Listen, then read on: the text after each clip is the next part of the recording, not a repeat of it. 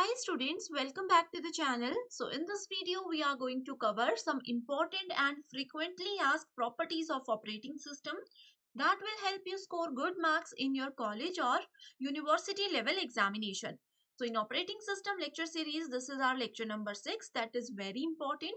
And if you forgot to watch previous 5 lectures, you can check the description box. I have already added the link there. Okay, so here we have a list of important properties that include batch processing, multitasking, multiprogramming, interactivity, real-time system, distributed environment, and spooling. So we will discuss every property one by one in detail with some real-life examples. So before moving to the detailed discussion, let's discuss what is operating system. So operating system is an interface between a computer user and computer hardware, right? It also helps a user to make things very simpler. It also provides services to both of them, to the user as well as to the system, and helps them to interact between each other and helps them to share data or any kind of file. So all these properties helps operating system to manage all the tasks or all the requests provided by computer user and help a user to fulfill their requests, right? So here we have the first property, that is batch processing. So a batch processing system works as an operating system. We have discussed in previous video that we have different types of operating system. First was batch operating system. So in batch operating system, our CPU or our operating system divide our work in different batches and allow CPU to work on all these batches, right? So it refers to a system that collects all type of programs and data in a batch form and then process them. In simple language, we can say that the primary goal of batch processing system is to reduce the setup time while submitting similar jobs to the CPU. As you can see here, we have three jobs. We have three jobs that is of similar kind. Okay, so we give an operating system the similar jobs, and what our operating system does here in case of batch operating system, it divides our job in different batches and shift all the tasks to CPU. CPU will execute all the programs or all the tasks given by the operating system. So this is how batch operating system actually works. It is also used in hard disk and card readers. So remember this point, it is used in hard disk and card readers. All jobs are stored on hard disk in order to create a pool of jobs for batch execution. When our operating system created a batch, then it will automatically send to the CPU. Okay, all jobs and processes are running here in one format, that is FCFS. What is FCFS? It is first come, first serve. Okay, so for examination point of view, this statement is very important, that batch processing allow us to follow the property first come, first serve. We have some advantages as well as disadvantages of using this property. So first we'll talk about the advantages. It improves the performance. It helps us to improve the performance because the new job begins running just after the previous job is finished without any manual intervention. So this is an advantage.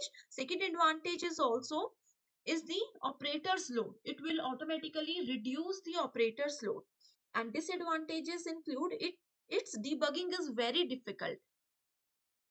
Debugging of batch processing is very difficult to the designers as well as the coders, and there is a possibility that a job can enter an infinite cycle. So let's say I have one job, it can enter an infinite loop, so it is very difficult to take it out from this infinite loop, right?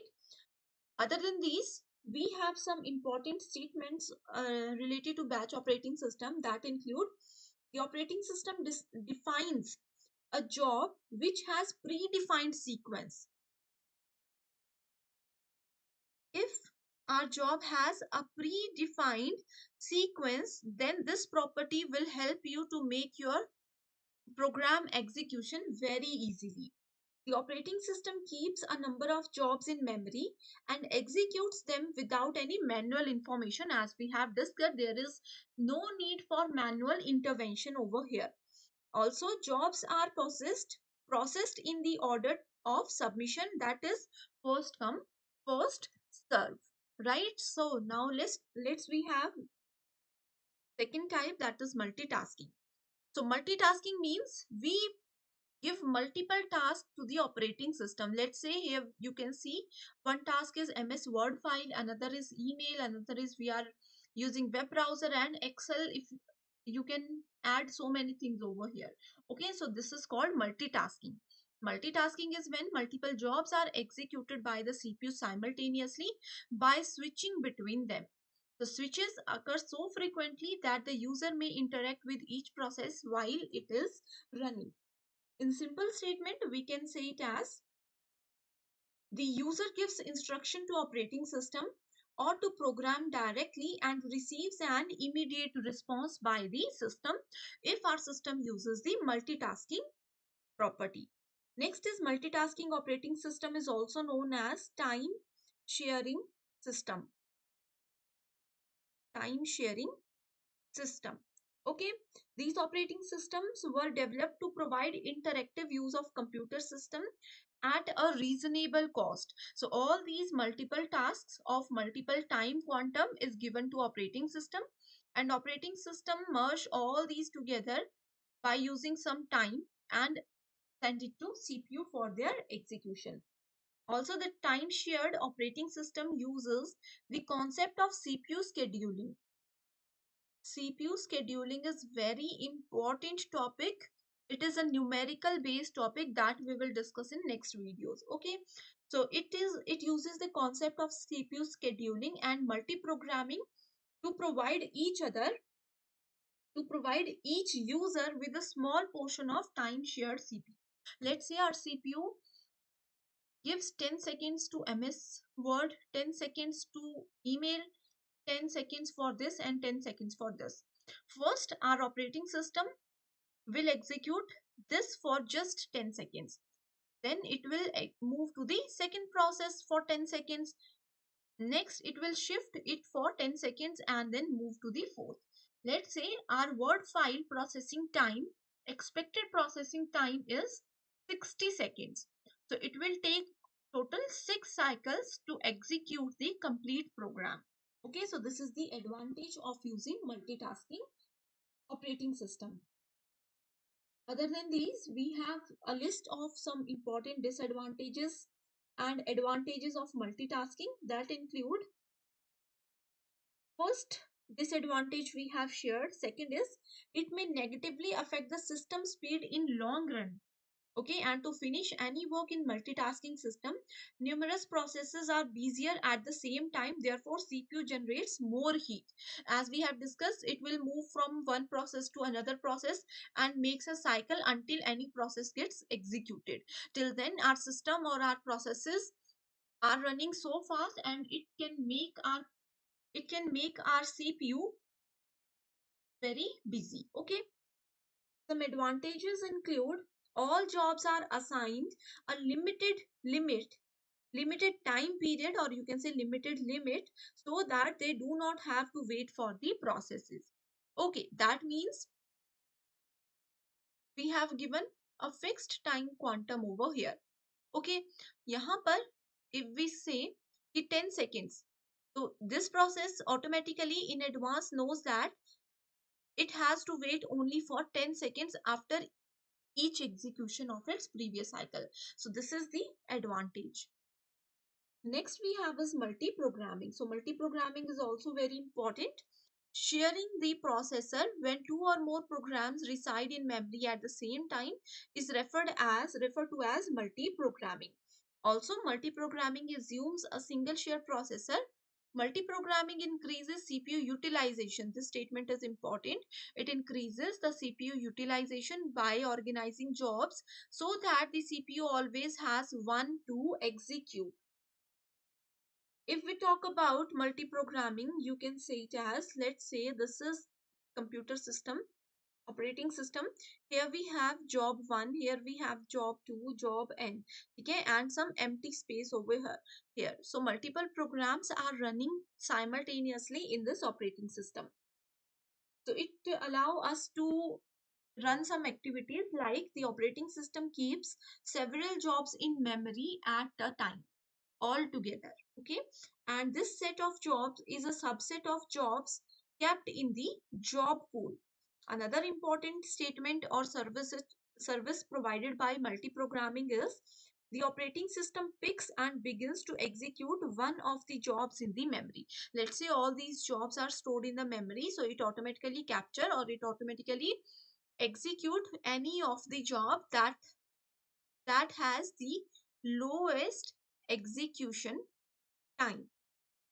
Advantages are it is high and efficient CPU. It has high and efficient CPU utilization, and user feels that many programs are allocated CPU almost simultaneously. Okay, so next type we have is real-time system. So real-time system के case में these are usually dedicated embedded systems. An operating system does the following activities. So some activities are in such system. In real-time systems,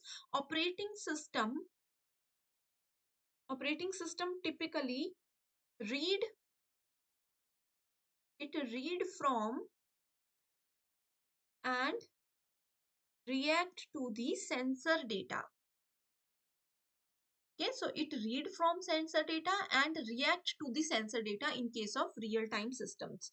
And also the operating system must guarantee response to events within fixed periods of time to ensure correct performance. So real-time system also use some time intervals to execute any given task. Next we have is distributed environment. So distributed environment refers to multiple dependent CPUs. So multiple independent CPUs or processors in a computer system, and the operating system controls the interaction between physical processor and distributes processing logic among them. Instead of sharing a memory or a clock, the CPUs each have their local memory. So this is distributed environment. Here also you can note one important point. The processors here do not share memory. All these are independent and they do not share the memory or a clock. Instead, each processor has its own local memory. As we have discussed here, they have their own local memory. Next we have is spooling. So spooling stands for simultaneous peripheral operation online. So this statement is very, very important. Simultaneous peripheral operation online. So spooling refers to putting data or various input-output jobs in a buffer. Also spooling is a special area in memory or hard disk. So it is a special area in computer memory or in computer hard disk which is accessible to input-output devices and handles input-output devices. Data spooling as devices have different data rates. Some advantages of using this property is the spooling operation uses a disk as a very large buffer. So as we have discussed, it uses memory and hard disk. Okay, it uses it for large size of buffer. Also, spooling is capable of overlapping input-output operation for one job with processor operations for another job. So this is an important property of spooling. Okay, so one disadvantage of spooling is that it increases the disk traffic because all the tasks are done by here disk only. So it can increase the disk traffic over here. So that's all about today's lecture. I hope you understand every point. If any doubt, you can comment below. Thank you so much.